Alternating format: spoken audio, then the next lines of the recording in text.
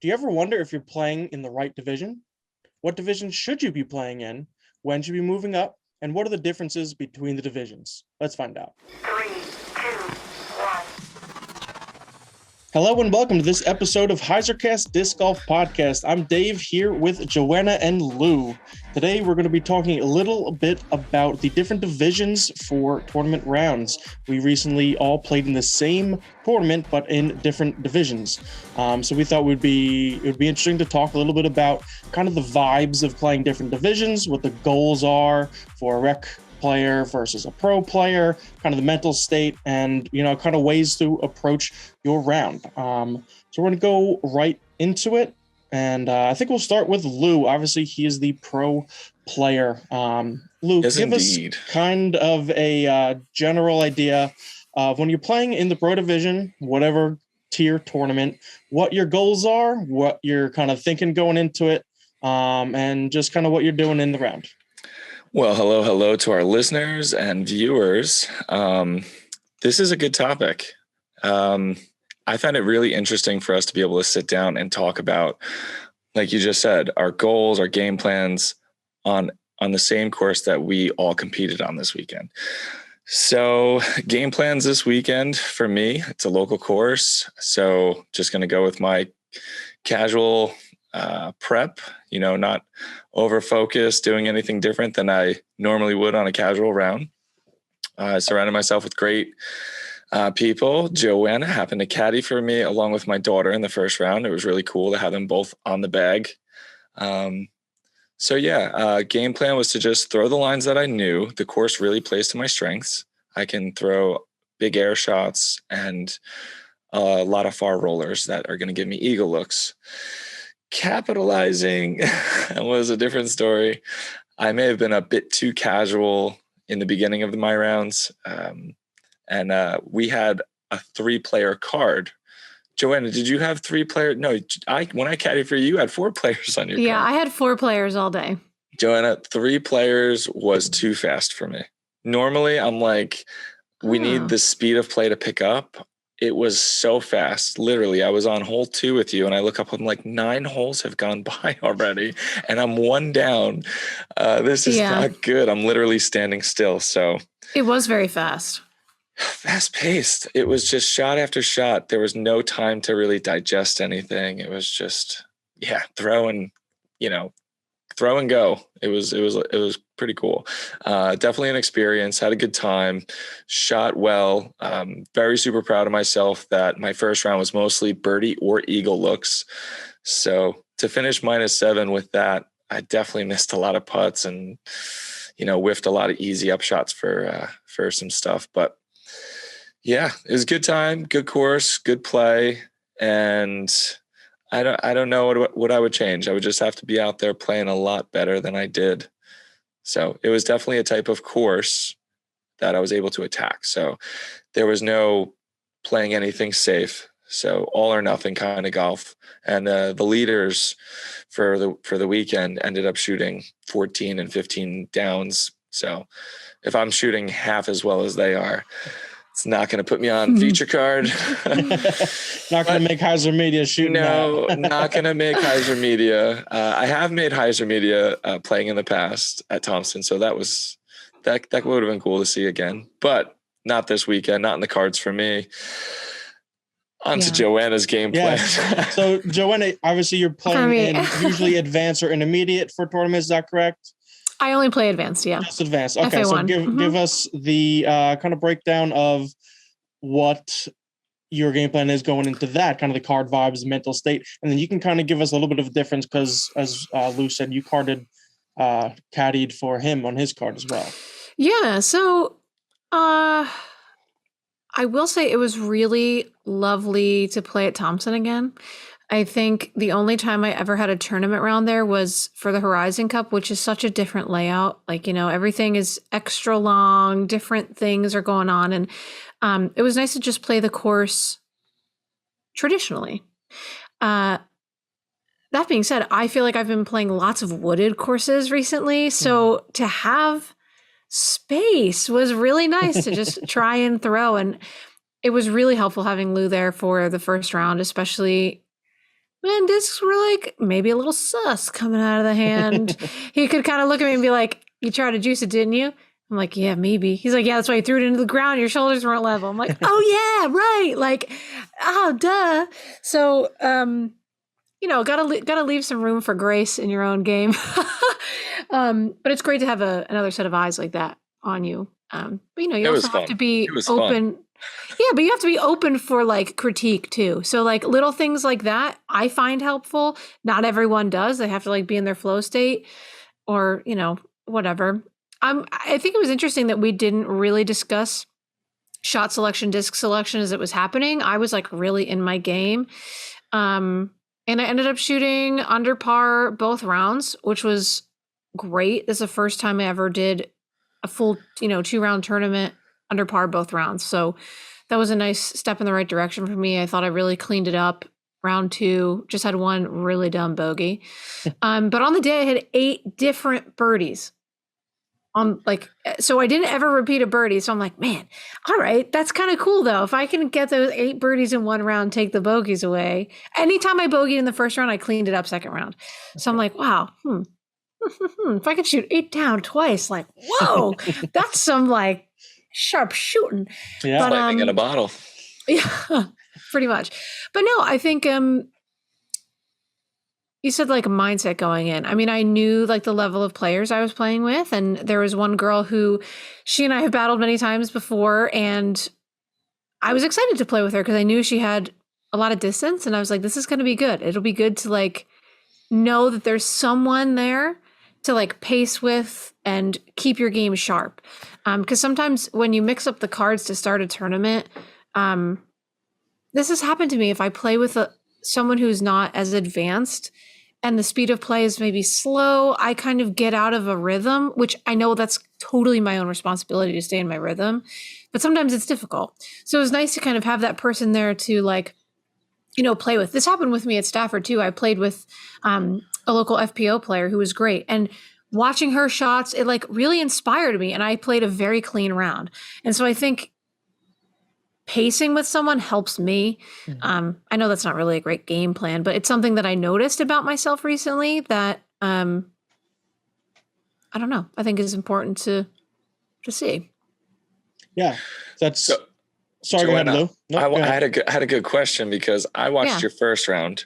Yeah. I didn't get to stay for your second round, but I seen that you were able to attack in places where, like you said, you may have just came up short during the first round. Second round, you were able to bounce back, get that birdie you knew you could get. Yeah.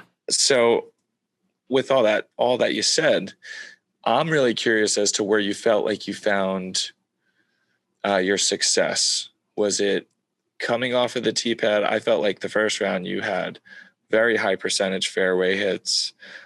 I don't feel like you were in much trouble scrambling in terms of being stuck behind any of those trees. No. So yeah, what do you feel was like your strength out there during the round at Thompson?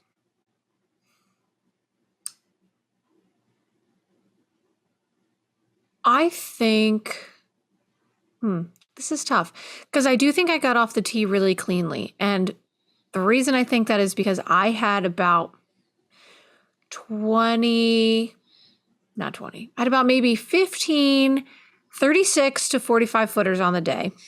Like I was always in circle 2, and like Lou is already laughing because I was constantly step putting. Like truly, it was a joke. Like I took out the bush now and I'm like, all right, guys, what do you think?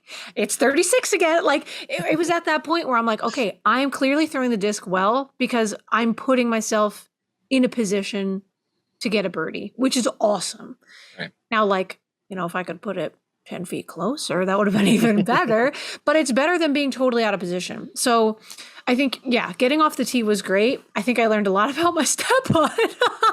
Yeah, for sure. You had a lot of practice. There was a lot of practice, and I think it evolved a little bit on the day as I felt just more comfortable, the pop coming out of the hand. Yeah, we talked about it. You would go and we would just be like, well, the only thing you didn't do was like attack. Everything else was right.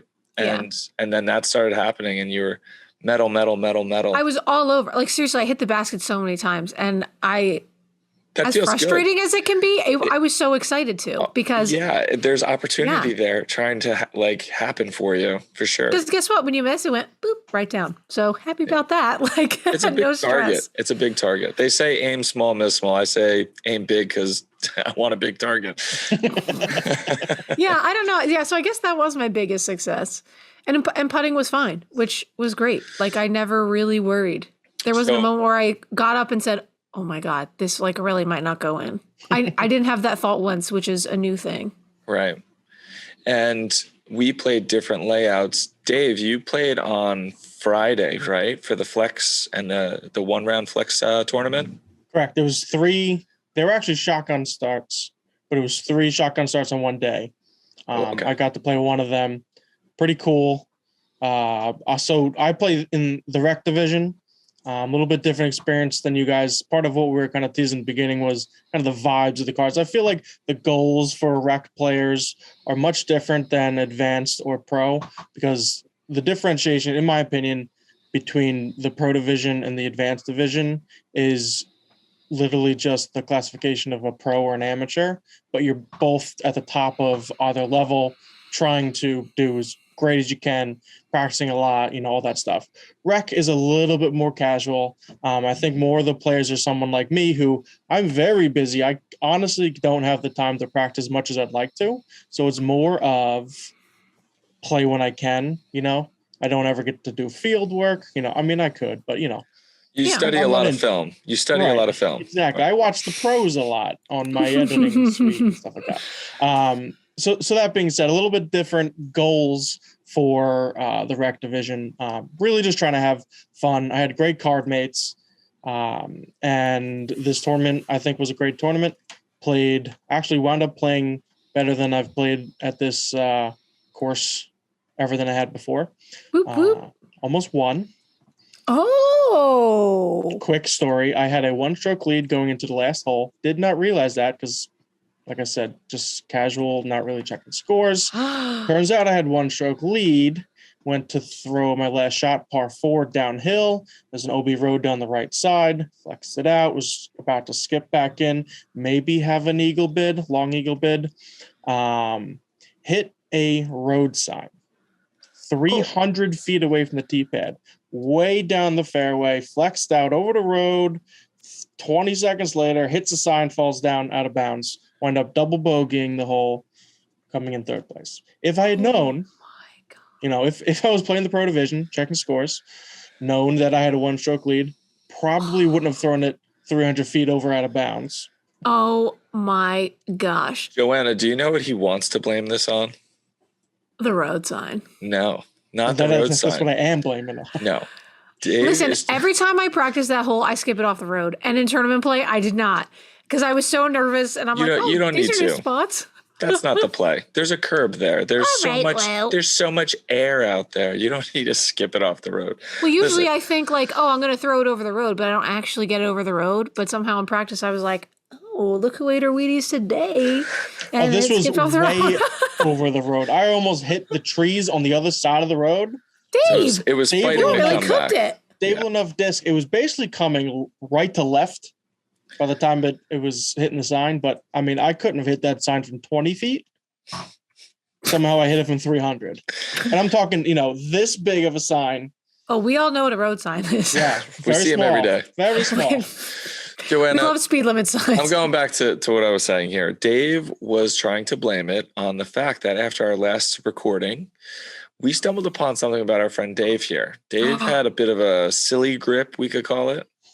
And Dave, he just said, he's very busy. He operates on a lot of facets of disc golf. He doesn't get to play much.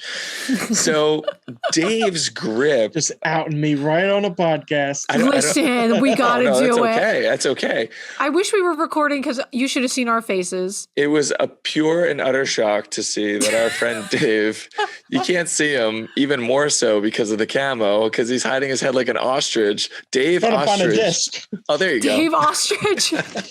That's the first time I've been called that. Okay.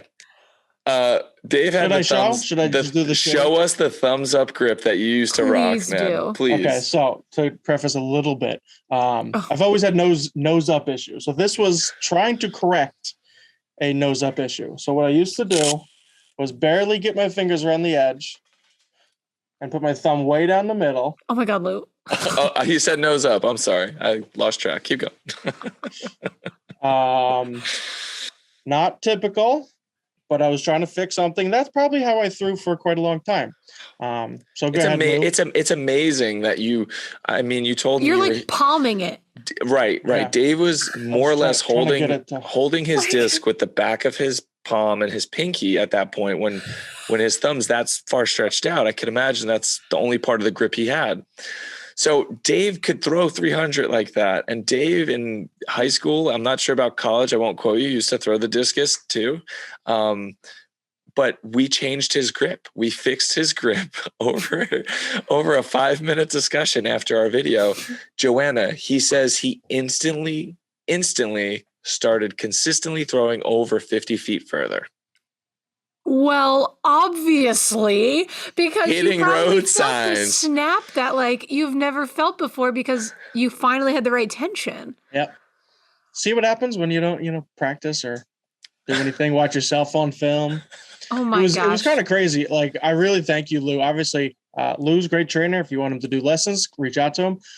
Please, Joanna and I figured this out. We kind of Joanna was here too. Your grip. No, this was a we endeavor here. Yeah, for sure. Literally, once I threw the first time with this new grip, it felt like the old way. I was throwing knuckleballs. Ooh. Oh. Like, that's what it felt like. There was just zero spin. The disc was just flying, not spinning at all. It was just flying like this through the air. And then once you fix my grip, it was, It changed it. So there's a dramatic difference. Prior to all this, you felt like couldn't get 5 rotations on a drive, and now you're throwing 1,000 RPMs. Honestly, that makes so much sense that you scored well. I mean, Thompson Park is your long. Best round ever. It's long and it's open. By 12 strokes. That was the time. That was the time for you to unleash and like find that power and put it to use. That's awesome. And it was -1. Or finishing under on an 18-hole course. That was another milestone. So first time I did that. I mean, you could write the check. I mean, with a double bogey. I accept PayPal and Venmo and all sorts of goody cryptos. Wow. I just gave you your lessons thing a shout out on a podcast. Let's call it even. Listen, I'm booked out for the next 7 years anyway. Okay. No kidding. I wish. It's been fun. Lessons have been fun. They've been picking up a lot. I've had a lot of microphone check. I've had hello, 1 2. I've had a lot of new players. 2 weeks, just bought a set, show me disc golf, and I'm like, do you have more than 2 hours? Because it's going to be a little bit. Oh, yeah. So, no, but we all very much shot well, and we all were very proud of a lot of things, it seemed. Dave, do you feel like your grip and your newfound grip, we'll call it, your new little buddy, was a contributing factor to this? Was putting on? How about your positioning on the course? Were you able to put yourself on the fairway where you want it to be? Were the upshots easy? Was it just overall clean golf, or what was your strengths out there? Yeah, so grip definitely didn't change how bad I am at putting. But my drives, obviously, like you said, on average. What, Joanna? You got a putting grip for him too? No, it was just such a funny way to phrase that. The grip didn't help how bad I am at putting. It's true. But yeah. So obviously throwing 50 feet further on a fairly open course is going to help dramatically. I also found, I don't know if it was just mentally or not, confidence or something, everything was going straighter. Hitting my lines a lot cleaner. Maybe just the discs are doing what I think they're going to do instead of throwing knuckleballs down the course. I'm not sure. So yeah, and honestly, my upshot game is probably, well, at least had been my strongest point. It might be driving now. I'm not sure. So that was solid. Overnight. pretty Wow. much overnight. That's surprising to me. Because like we talked about this, and now just imagine this, Joanna. We talked about this, and he felt like, I got it. It makes sense to me. This absolutely makes sense to me. Dave probably didn't play one round after that, and then just showed up at the tournament on Friday. He was like, this is great. Yeah.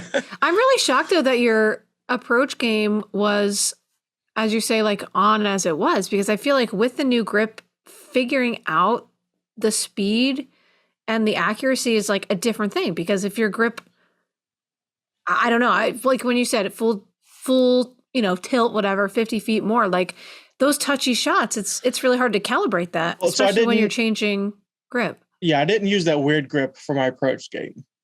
So that didn't change. I just used kind of a regular fan grip. Fan grip. That wasn't his driving. Oh, okay.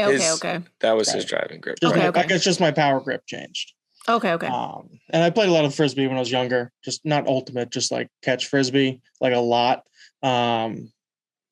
So that, I think that's why my approach game was fairly decent. I take it back. Just wanted to clarify, don't want you guys thinking that I just flipped the switch and now I'm going to be playing with Lou every weekend.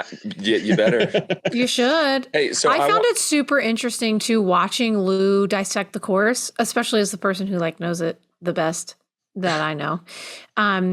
It was funny. I mean, I also adored watching you with your daughter, because she and I, well, we're friends now, but I looked at her and I was like, I'm so curious why your dad made that choice for that shot. And she's like, what do you mean? I'm like, look at all this airspace over here. But like, he went with a forehand. I would never throw that. So like, we actually started talking about shots, and like this other guy on the card was throwing these like, nose up spinner putter shots. Like he was all over the basket. And I was like, look at that. That is so cool. I don't know how to throw that shot. And then look at your dad's putt. See how different that is? And so it was really fun dissecting your game, like obviously not to your face, but well, the one thing I was told, they were what was the question? What do you think he's thinking right now? Oh yeah. I asked her, because listen, can I be honest? Lou was not in the best mood. In the front nine, things were not really going his way. Oh yeah. And my quote of the day, Dave, was bad. If I'm telling myself to focus, I'm not focused.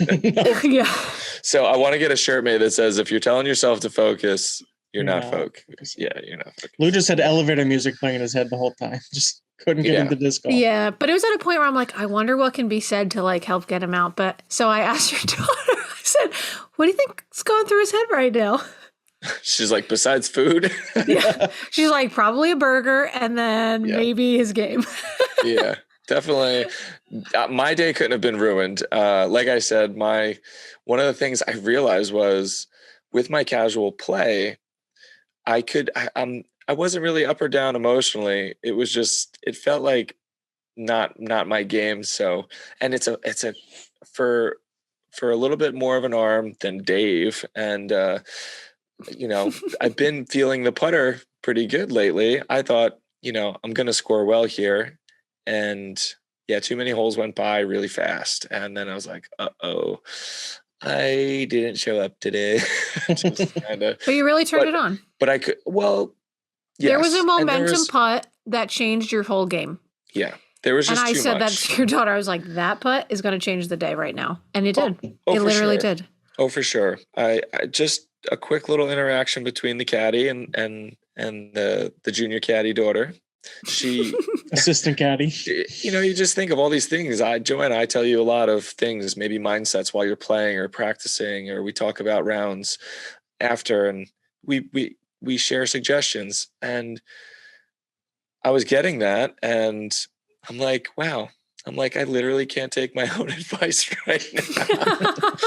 And that was on hole 9 after I said, I'm telling myself I need to do it and I can't, and I'm watching myself not. So once I realized that's never happening to me on a course, that's never my mindset, that's never anything I'm thinking about. I throw plenty of bad shots. I hit tons of stuff and go OB all the time, and I'm totally cool with it, because on to the next shot is really like the best way to look at it. And I think my whole demeanor had dropped, because I just realized a quarter of this tournament is gone. I'm one down, and there are players out there right now who have strung double turkeys worth of birdies out there over a couple holes. So, but I will say it did dramatically help to realize in that moment, after saying you just put some weird pressure on yourself to do good and you are having a great time. Take how you play, you focus on that great time and have a great time. And poof, that jump putt went right in. The fairway drive on the next hole, I probably threw it, 510 feet up the fairway. Yes. And it was somewhere near my power now. Yeah. So now we're stepping up into the Oster level. So, but it's really important. I mean, I definitely have felt in tournament rounds that one momentum shifting shot, whatever it was. I mean, I remember mine clear as day. Like, I was closing out a tournament. I had this girl and I were even. We were on hole 15 at FDR State Park, and like, I cashed a par putt from circle's edge to a raised basket, and I was like, I'm fired up. Like, I am winning this thing. Let's go. And she took a bogey, and I was like, it's time. Like, I'm cruising because I'm so in this now. I was so in my head, just like hemorrhaging strokes, it felt like. And all it takes is one to really get you back in it and your focus, and you're like, oh yeah. Yep. I've got this. Like, put my guns away. Yep. Like that. It's time. It's time to slay, and that's what happens. Yeah. So, absolutely. Dave, I wanted to ask both of you this question. Maybe you could go first. I'm gonna just say mine real quick. I didn't really want to. I spoke a lot about it. I think my Achilles heel on this course was overconfidence, and then just how birdie friendly the course is. If you're not getting them, you're already kind of out of it. So those were my pro Achilles heels for this weekend on a big arm course with a lot of open space. It was not enough birdies and overconfidence. That's what got me a middle of the pack finish this weekend. What is your take on where the round?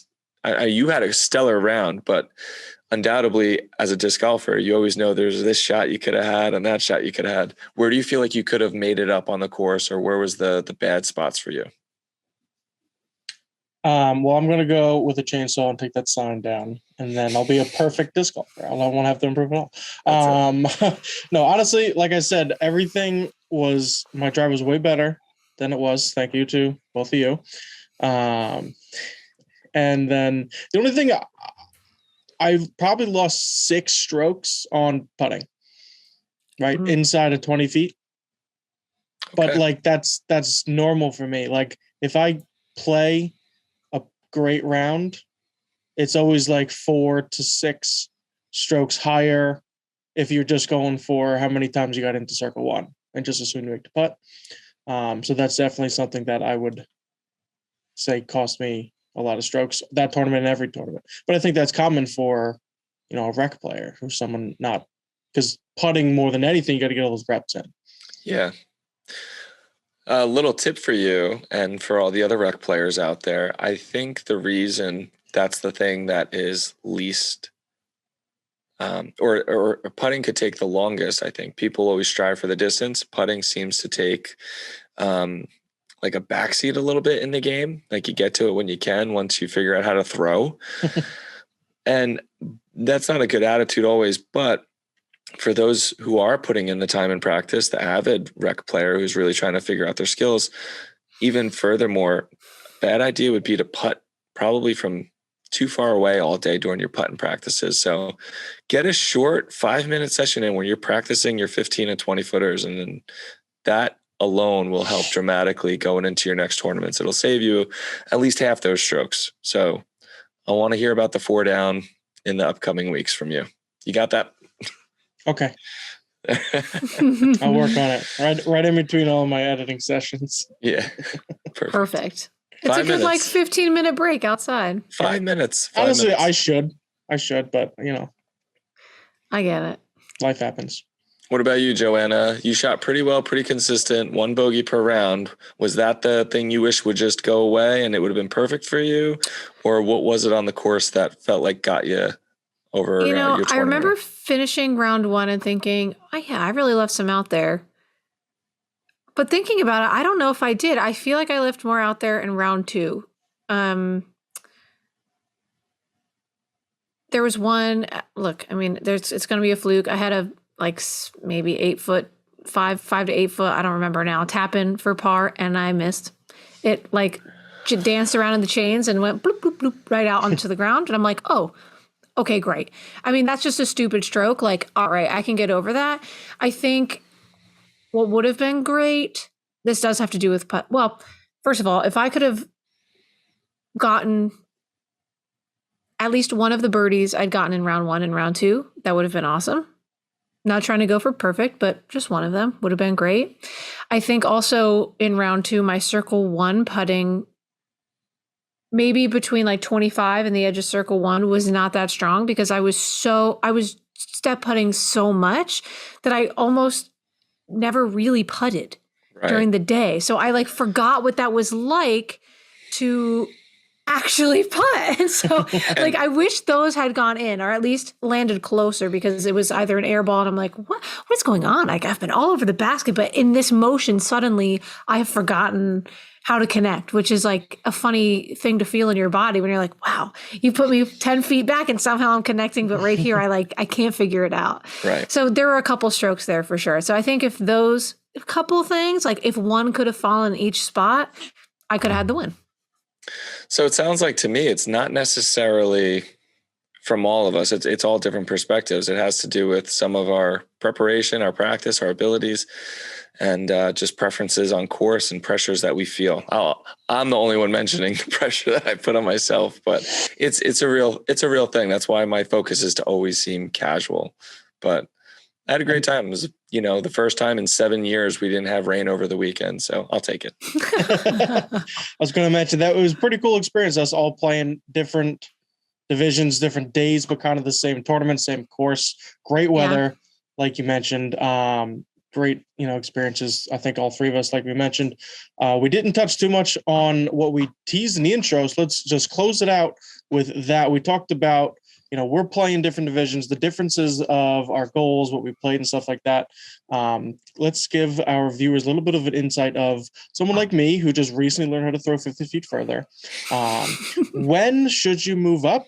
When should you, or what division should you choose to play if you're either just starting or getting back into it? And, the differences in the play style we kind of already went into. So just let's close out with that. We'll let each of you maybe take a minute or two. What are your thoughts on that? So from beginning, which could be a novice or a recreational division for a man or a woman, would be, I don't know that your focus is when am I moving up? This is so new to you that it's going to be, you're just showing up. Someone's going to instill this to you that, hey, keep growing at this. There's, you could compete. There's higher levels of competition. That's appealing to a lot of people, not everybody. And I don't enjoy there being an intermediate division. I think it should be a beginner. You can learn the rules. You can stay there if you're just enjoying the events. And I think that's a good spot for you. You just like the event as a whole.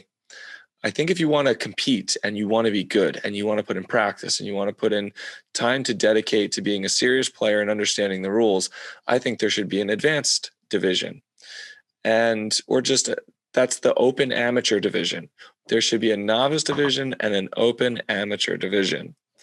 And there should be separation between that division and open based on, do you want to feel like a professional? Are you willing to compete for cash? Are you willing to go where all the top rated players are? And that's my take on the whole ratings. So if you find yourself questioning where you should be, start paying attention to your scores, paying attention to the people you're competing with at tournaments every weekend. What are they shooting? What's the division above you shooting? See if there's room for you to push yourself a little more to hop up. Do you have to do it right away? There's no set way to know when you're ready. All I know is that when the shoe doesn't fit anymore for you, your community, your friends are going to let you know it's time to go. Don't want to bring up the whole sandbag of, episode 2 again, or I think it was episode 2 or episode 3. Yeah. But yeah, someone's going to let you know you don't fit in this division anymore. You might have a not so good rating to put you into the next division necessarily, but on your home course, you're shredding it. You would be winning in the highest division that's there. What are you doing in rec and intermediate? So if you're looking to know, you'll know, because you're a competitive person. You're going to be feeling like the game is a little too easy. Your competition's a little too easy. You're maybe winning and you're not happy with your round. That's a great sign that you need to move up and test yourself and push the limits. So very true. Just, it all starts off with a little look in the mirror and see what kind of player you want to be. If you know the player you want to be, always strive for that. And that's up to you to get there. Great words. Joanna, what do you think? Well, for me, I started out, the first tournament I played was intermediate, and I won. I thought, oh, okay, I guess I could play advanced. But I was new, but I knew that I wanted competition, and I knew I needed people, I talked about this earlier in this episode, to pace with, to look up to try and emulate and hang with, really, scoring wise and what have you. And I think also in this area, the women who play just, registered for advanced pretty much, at least the ones that I know, that I see now at tournaments all the time. We're always kind of, it's the same group that you see because, it's the community now. Right. And you're all really good. Yeah. I think we're all getting better too, which is exciting. I loved / hated that I played in the silver series because I tanked. It was terrible for me, but I was like, wow. Okay, learned a whole bunch, know what it takes. And for me, I was really thinking about going to Am Worlds this year. I qualified. Are you going? Whatever. I'm not going. I'm not going. No. I had started a new job earlier this year, and I said I don't want to take a week off yet, but I also have some benchmarks that I want to have before I go. Personally, for me, I know people are ratings don't matter, but they do in the sense that I need, great, my ceiling is climbing. I'm shooting higher and higher rated rounds, but also not as consistently. So I need my floor to come up, and I need my blow up rounds to be good, to be solid and not really low. So I need to figure out how to, I guess, grind or turn that on and make sure that we're closer and bring my standard deviation number closer than 120 points. Okay. So that's important for me. Make sure that my basement is higher.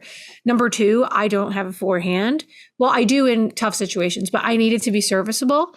And until I do that, because I truly do believe on a course, actually at Thompson, I didn't need it at all. I was never in a situation that I thought, oh, I wish I had a forehand. No. But in wooded courses, I'm okay, with this skill, I could shave 4 strokes off a round. That's my guess. What, be it an upshot off the tee, I don't know, but I do think that's probably around how many strokes I could shave. So I need that to be there in addition to keep working on other skills.